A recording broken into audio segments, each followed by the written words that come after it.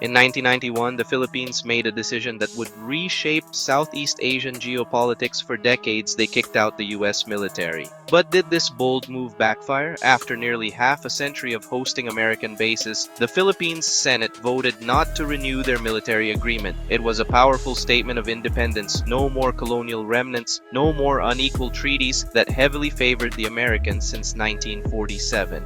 The benefits seemed obvious at first. The Philippines had finally regained full sovereignty over their land.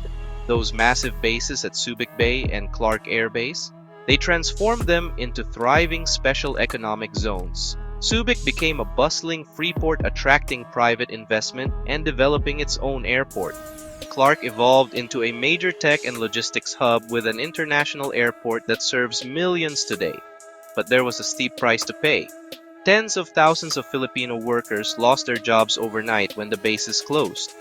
Local economies that had depended on American spending for generations suddenly crashed. Entire communities built around these installations faced economic devastation. More critically, the Philippines lost its security shield just as regional tensions were heating up. The country's own armed forces were under-equipped and couldn't fill the defensive gap left by departing American forces.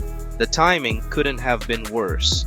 In 1995, just 4 years after the Americans packed up and left, China quietly occupied Mischief Reef in what the Philippines considers their territorial waters. Without nearby US military presence, there was little deterrent to Chinese expansion in the South China Sea.